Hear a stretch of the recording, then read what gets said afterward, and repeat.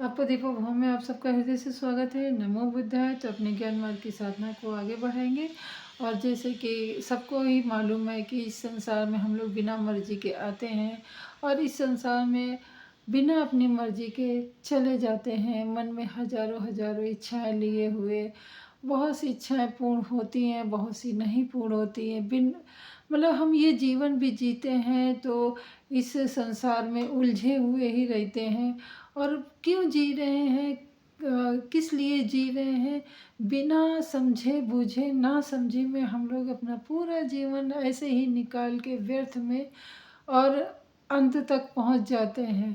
तो इसी ज़िंदगी को महत्व देने के लिए, उसका मूल्य समझाने के लिए ही भगवान बुद्ध ने जो ज्ञान अर्जित किया था वो सब दिया है। और वो सब ज्ञान हम लोगों को विपश्यना के माध्यम से, बुद्ध के ज्ञान से मिलता है।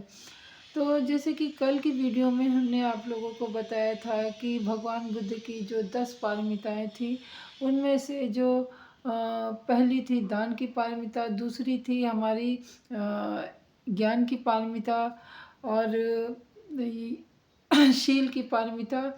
तो कल हमने शील की पारमिता पे बात किया था।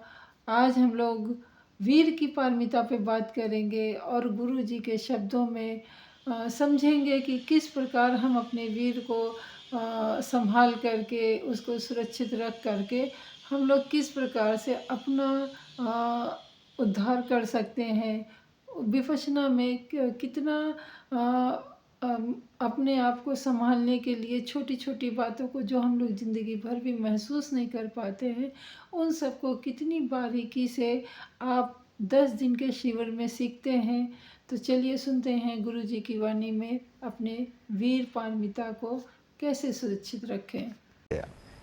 और तीसरी पारमी वीर्य की पारमी, पुरानी भाषा है, माने प्रयत्न करेंगे, परिश्रम करेंगे, पुरुषार्थ करेंगे।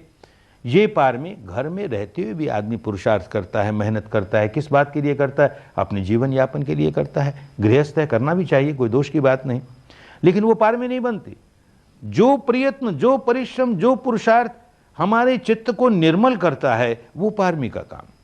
यहाँ 10 दिन यही काम करते हैं। सांस को देखते हैं तो वर्तमान में जीते हैं, भूतकाल से छुटकारा, भविष्य से छुटकारा, जो हुआ उसको वैसे यथाभूत देखा। संवेदना को तो भूतकाल से छुटकारा, भविष्य से छुटकारा, इस समय की यथाभूत जैसा है वैसा देखा, तो राग नहीं जगाया, द्वेष नहीं जगाया। तो ये जो प्रयास कर रहे हैं, ऐसे चित्त को वर्तमान में स्थापित करके, उसके अनित्य स्वभाव को देख करके दृष्टा भाव में स्थापित करना, इसका प्रयत्न कर रहे हैं। तो सही प्रयत्न कर रहे हैं तो वीर्य की पारमी अपने आप बढ़नी शुरू हो गई।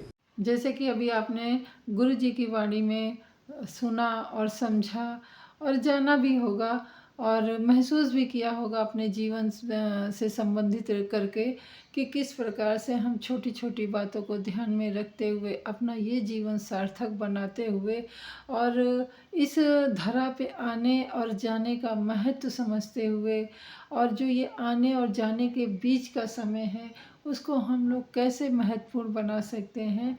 तो मैं अपनी वाणी को यहीं पे विराम देती हूँ। मिलती हूँ अगली वीडियो में। तब तक के लिए नमो नमो बुद्धाय। मंगल हो आपका भी, हमारा भी और सृष्टि के समस्त प्राणीजनों का, और हृदय में हमेशा मंगल ही मंगल रखें।